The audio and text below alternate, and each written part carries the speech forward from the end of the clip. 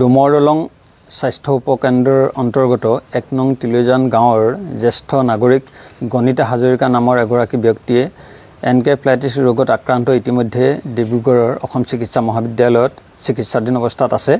গতিকে আমি আহ্বান জনাম যে এই ক্ষেত্ৰত আচলতে যি ধৰণে প্ৰতিৰোধৰ ব্যৱস্থা গ্ৰহণ কৰিব লাগিছিল বিভাগীয় কৰ্তৃপক্ষই, বিশেষকৈ ফগিঙৰ ব্যৱস্থা কৰিব লাগিছিল, এইটো কৰা হোৱা নাই।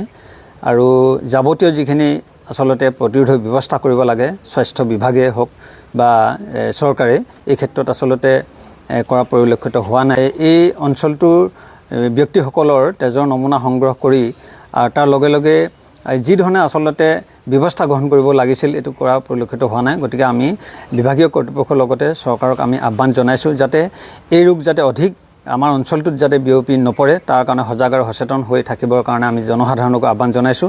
আৰু বিশেষকৈ জনসাধাৰণক আমি নিজৰ চৌপাশটো পৰিষ্কাৰ পৰিচ্ছন্নতাৰে ৰাখিবৰ কাৰণে সকলোকে সজাগ সচেতন হৈ থাকিবৰ কাৰণে আহ্বান জনাইছোঁ। গণিতা হাজৰিকা, বয়স 68 মান হ'ব, ১ নং তিলৈজান গাঁও। আহিছিলে নাজ বাইদেউহঁত আহিছিলে। আৰু তেজৰ নমুনা সংগ্ৰহ কৰা হৈছে নেকি? তেজৰ নমুনা সংগ্ৰহ নাই কৰা এতিয়ালৈকে, কিন্তু এনেই কৈছিলে আৰু এইবোৰ কচুৱা জ্বলোৱা কথা আৰু এনেকৈ দৰৱ মৰা কথা, স্প্ৰে আকৌ খোৱাঙৰ পৰা আহিছিলে সেইজনেও দিহা পৰামৰ্শবোৰ দি থৈ গৈছে বাৰু। তেনেকৈ তাৰপৰা আঁঠুৱা চাঠুৱা ধোৱা আছিলে, আঁঠুৱা চাঠুৱা ধুলে। সেইফালৰ পৰা নাই কৰা, আমাৰ নিজে কৰি আছোঁ। অলপমান ডিচেণ্টৰী গৈছে মা ভাগৰ।